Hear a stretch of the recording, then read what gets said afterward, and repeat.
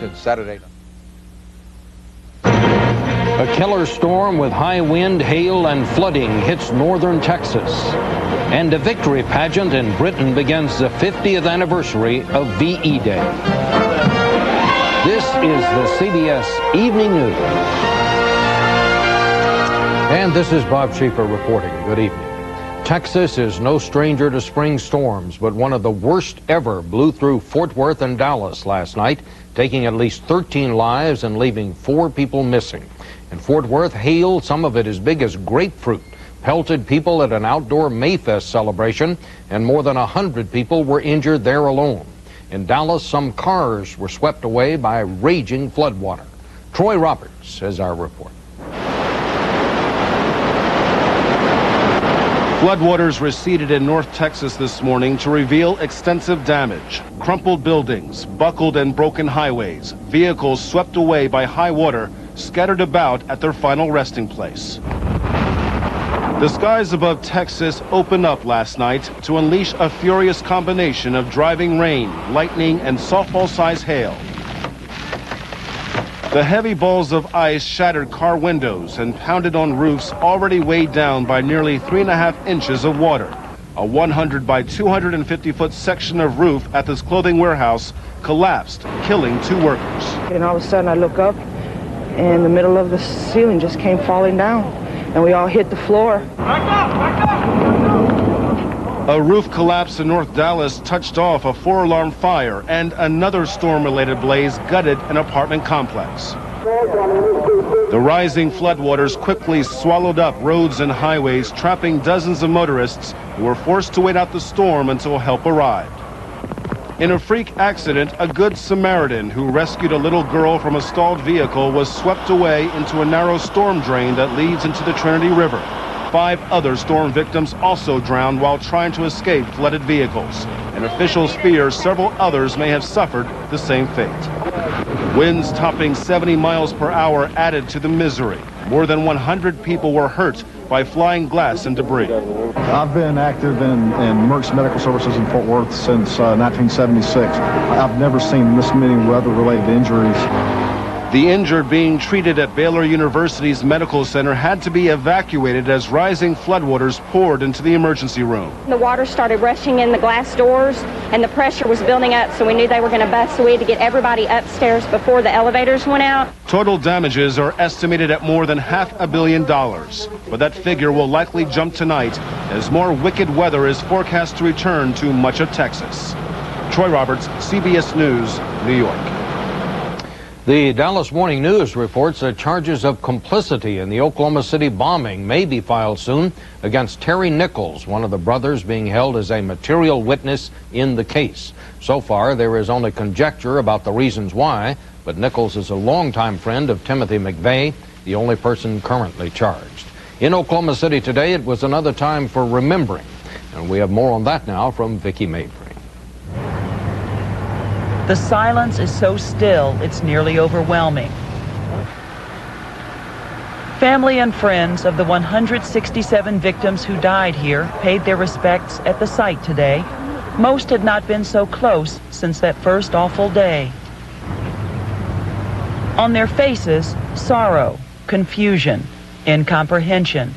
They seek answers to the lingering questions. Why did it happen here? Why did it happen to someone they love?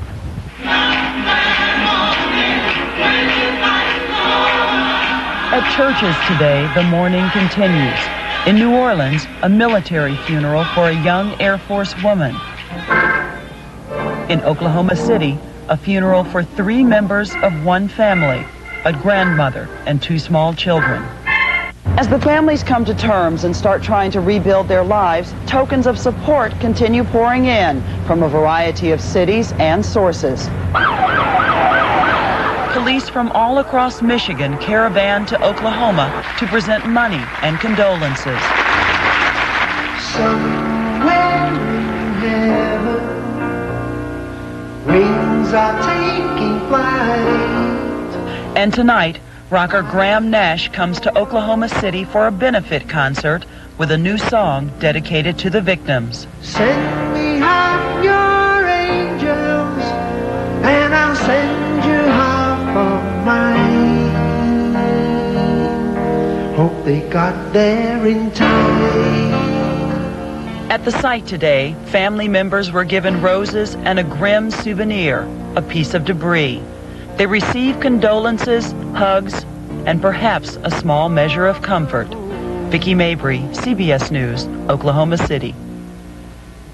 And still to come on tonight's CBS Evening News, ceremonies marking the 50th anniversary of VE Day get underway in Europe, while Kansas City honors the American fighting men who rode the troop trains to victory.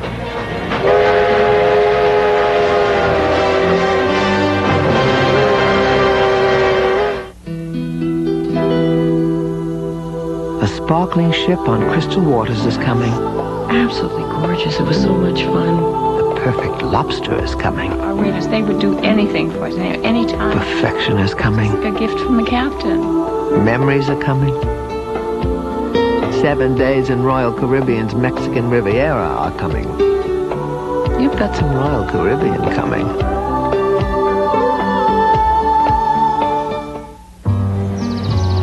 Where is it written that yard care has to be so complicated it takes all day?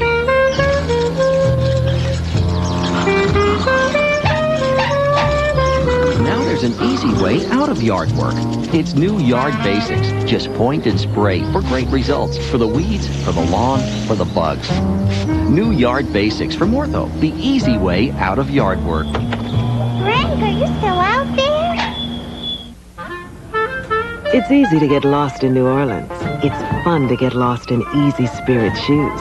Introducing Summer Walkers, built with every bit of our walking shoe cushioning and support, redressed for summer. In Easy Spirit, you won't mind being off the beaten path. You'll prefer it. Easy Spirit's new Summer Walkers. Inside's our walking shoe. Outside's the whole world.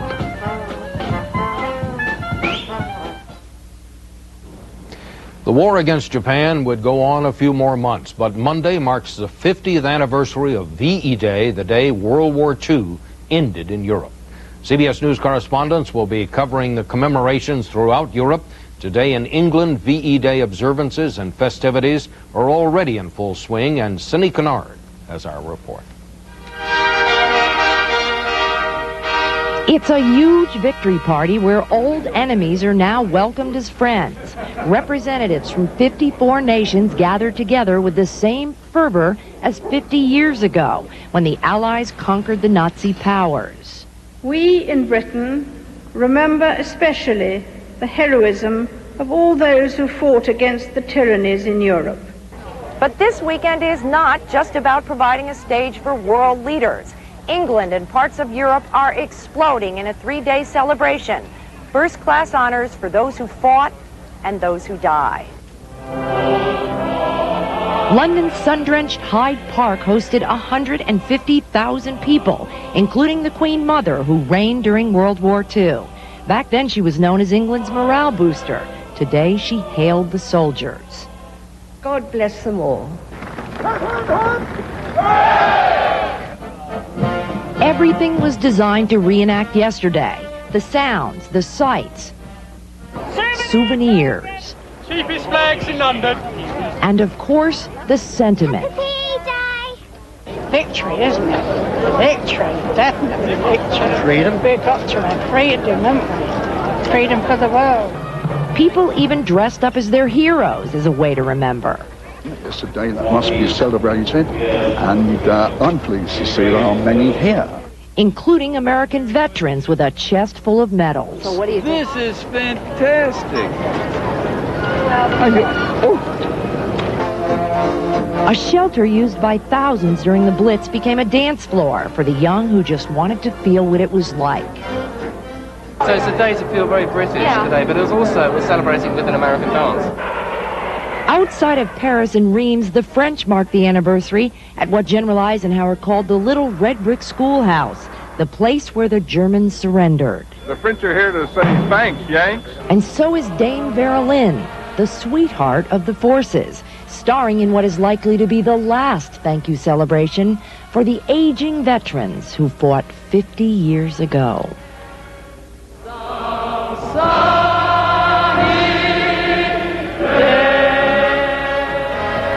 Cindy Kennard, CBS News, London. The Americans who returned to England for the anniversary were drawn to a cemetery in a nearby hamlet outside Cambridge. They remembered their comrades who died and did not survive, and they marveled that they did. Mark Phillips now with that story. At the American Military Cemetery in Mattingly, England, where those who died in the air war are buried and remembered, homage was paid today.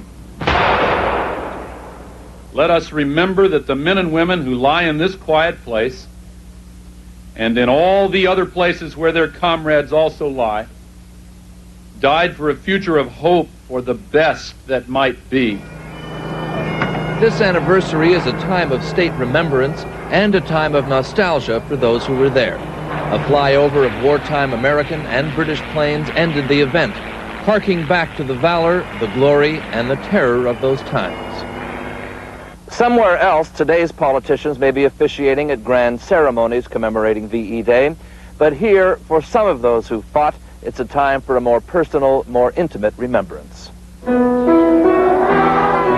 The school children of a little hamlet called Steeple Morden, about 10 miles from the American cemetery, sang a welcome for the veterans of the 355th U.S. Army Air Force Fighter Group, which had been based here in the war. The vets told stories of what seeing the village church steeple had meant to them when returning from a mission. We circled that church and rolled out at the end, and there was the airfield in front of us, and we knew we were back home. And that church brings a tear to my eye, and we love you all. John Brooks, a 26-year-old lieutenant colonel then, was back in the air over Steeple Morden today, courtesy of a local pilot, back over the steeple that had meant so much. And back in the local pubs with his wartime buddies, where they reminisced about the dangers and excitement of those simpler, heroic times. Probably the most exciting time of my life, in that everything I was doing I thought was worthwhile. Everything. Bill Tiger Lyons, who now calls himself Pussycat, spoke at today's small ceremony for the 355th, held back on the airfield from which they flew.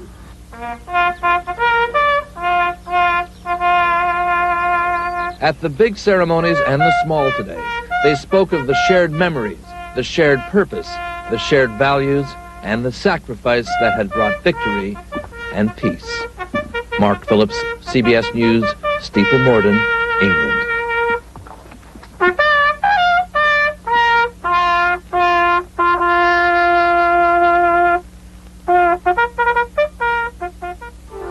It's best right after they shave. They smell so good. And their skin is so soft and smooth. I love that. Alpha Hydrox Aftershave Lotion conditions, hydrates, and exfoliates your skin with natural fruit acids that can leave your skin looking healthier, smoother, younger. Do men get better looking when they get older? Some men do. Alpha Hydrox Aftershave Lotion at drug, grocery, and discount stores. Hey, where is everybody? They've gone for the Qualidays. Buick Qualidays. For a little while, Buick Quality is on sale. Save on Sporty Regal and on the American family car, LeSabre. Factory to dealer incentives continue on Reliable Century. Where is everybody? Celebrating Buick Quality during Buick Qualidays. Better hurry. Now the power to move without pain is in the palm of your hand. The power of Extra Strength Bear. The power to take off and fly. To rock and roll and reach, free from body pain and stiffness. The power of Extra Strength Bear. Enough power to even relieve the pain of inflammation and stiffness of arthritis. It's that strong. The power to keep on moving. That's the power of Extra Strength Bear. I'm Charles Osgood. The Art of Survival. See some remarkable creations done by American POWs during World War II. We'll be in London this Sunday morning. The people of Pilsen in what is now the Czech Republic marked their Liberation Day today. They reenacted events of 50 years ago when partisans and U.S. soldiers defeated the Germans occupying the beer brewing capital. The Americans soon pulled out to let Soviet troops take over. Combat veterans of the war have many stories to tell, and some of the most fascinating are the ones that are told by an American who was a hero in the Soviet Red Army. Jonathan Sanders now with that story.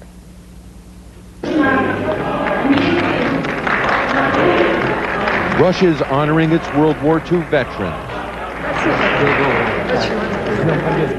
Like Sergei and Anna Nikolaevna, a married couple who served together at the front.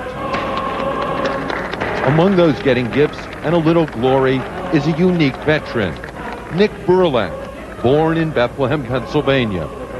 He's one of the few Americans who fought in the Red Army. I wanted my homeland to be free of fascism. Nick stayed here after the war, but never surrendered his U.S. citizenship.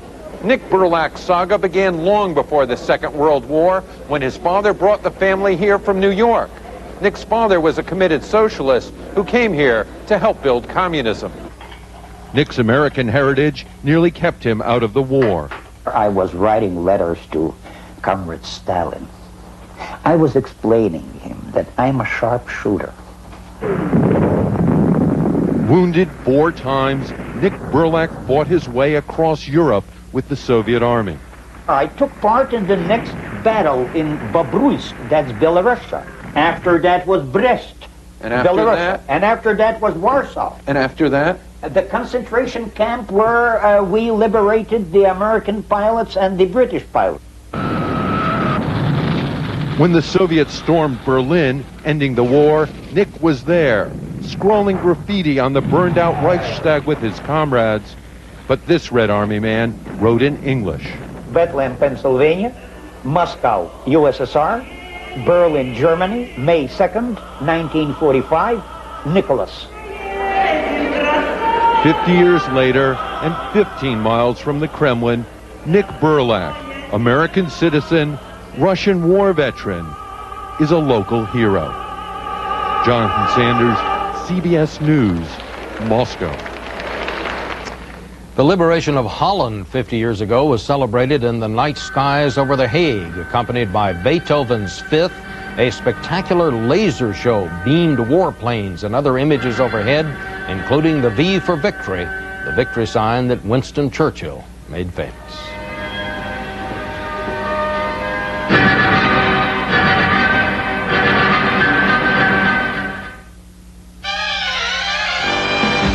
It is a rip-roaring 2-liter, 140-horsepower engine. It's as fast through the slalom as a Ferrari. It has room for 4 and a big honking trunk. Introducing the new Nissan 200 SX, a sports car of heroic proportions.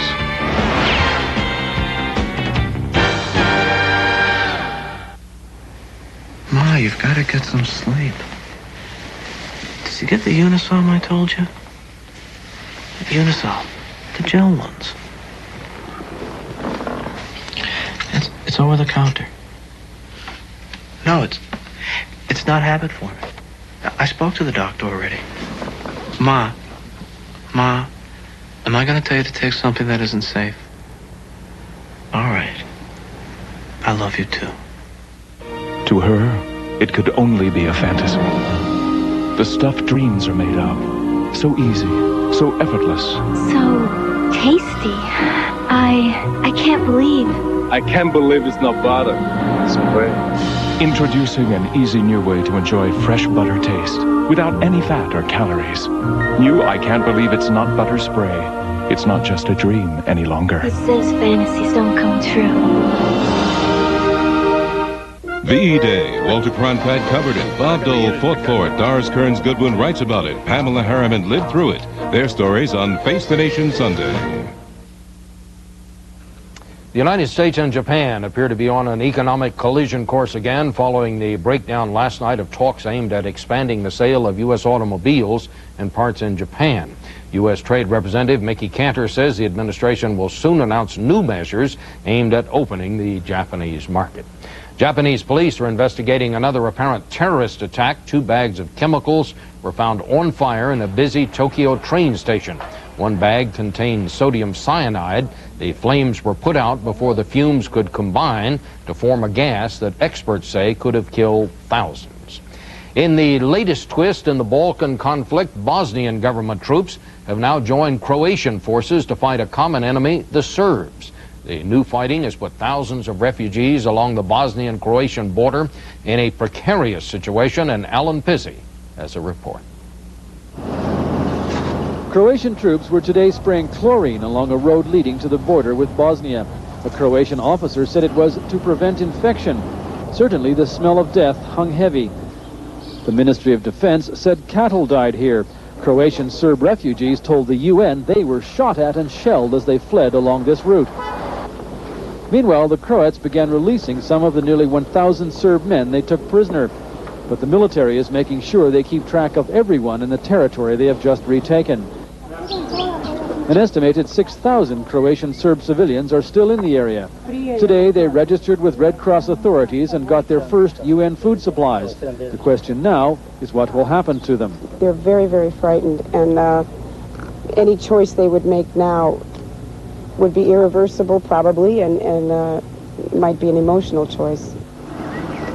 The UN will try to protect the Serbs if they decide to leave, but Croats are running the show, according to a UN official. We'll be to have it cleared. The best the UN can do is set up checkpoints along the route to Serb-controlled areas of Bosnia. So that we can check to make sure that everyone that is in motion from the start actually ends up at the end. The end is here, a bridge blocked by landmines over the Sava River. Thousands of Croatian Serb refugees fled across this bridge into Bosnia. Now that this crossing point is in Croatian government control, there seems little chance they'll ever be able to come back again. The Croats have even stopped UN humanitarian relief from reaching them. And so, once again, the innocent wait, fearful and helpless, while warring armies decide their future. Alan Pizzi, CBS News, on the Croatia-Bosnia border. The U.S. Coast Guard is ferrying 13 Cuban refugees back to their homeland tonight. It's the first of the refugees to be returned under the Clinton administration's new policy. The refugees were picked up Wednesday evening by a Caribbean cruise ship and transferred to a Coast Guard cutter last night. Demonstrators opposed to the Republican contract with America marched in New York and other cities across the country today. About 5,000 people paraded through the streets of Midtown Manhattan in support of federal programs targeted by the GOP.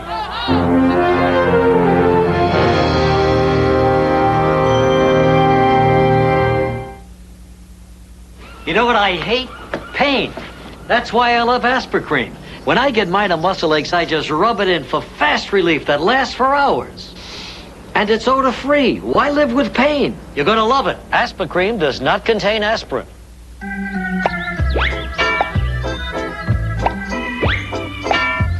Weeds keep coming back?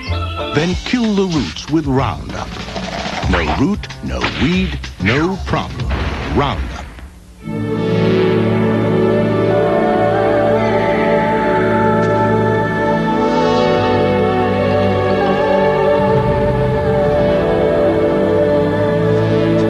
Don't you wish we could just do this to air pollution? In a way we can. If homes and industries, power plants and vehicles would just switch to natural gas. Clean, economical, natural gas. Think what we'll save. A sparkling ship on crystal waters is coming. Absolutely gorgeous. It was so much fun. A perfect lobster is coming. Our readers, they would do anything for us, any time. Perfection is coming. It's like a gift from the captain. Memories are coming. 7 days in Royal Caribbean's Caribbean are coming. You've got some Royal Caribbean coming.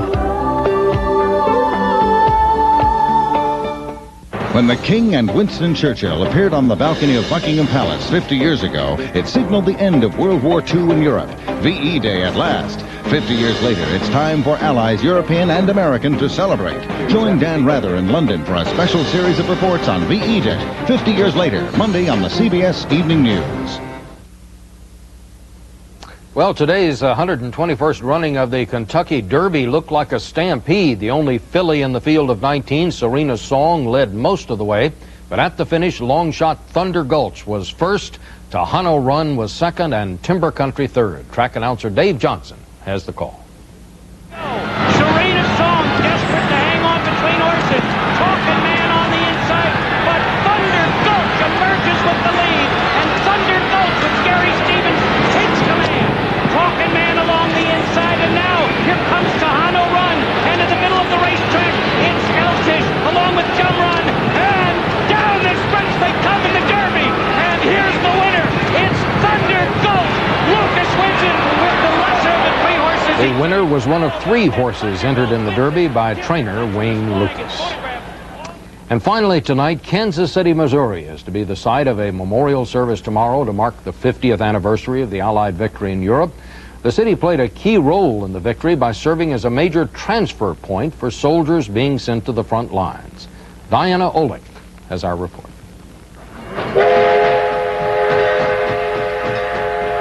The troop train rolled into Kansas City one more time today, just as it did hundreds of times a day in the days of World War II.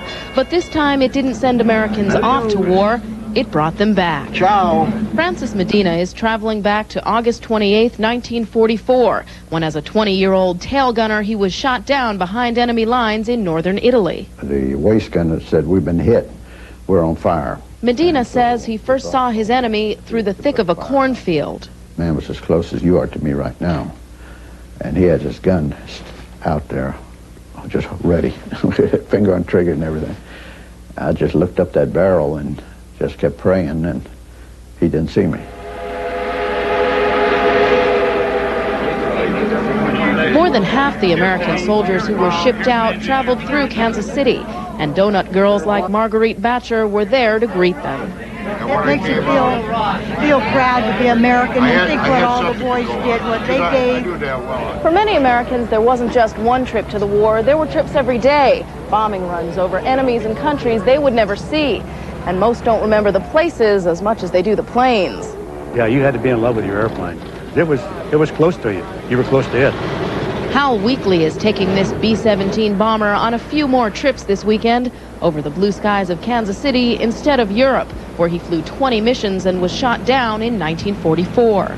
I wanted to fly in the war because this was a war that needed to be won, and everybody was very patriotic, and everybody wanted to get in and do their part. I enjoyed every time. Great. Can't beat an airplane like this. They talk of the planes and the trains because, as one veteran said simply, there are no words to describe a war, and the journey back is a private one. It was so different here. Everybody's happy now. Diana Olick, CBS News, Kansas City, Missouri. And that's the news. CBS News VE Day coverage resumes tomorrow with a special broadcast of Sunday Morning with Charles Osgood in London. Then on Face the Nation, we'll talk with Senate Majority Leader Bob Dole, U.S. Ambassador to France Pamela Harriman, then also news correspondent Walter Cronkite, and historian Doris Kearns-Goodwin. Dan Rather heads up our coverage on tomorrow's CBS Evening News, and he'll anchor CBS News live coverage of the official American ceremonies beginning Monday at 11 Eastern Time. I'm Bob Schieffer. Good night.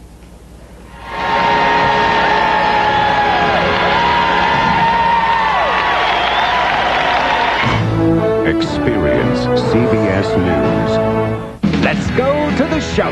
Buddy McGirt goes toe-to-toe against Lightning Joe Gaddy in a junior middleweight bout. Sunday on the CBS Sports Show. This is CBS.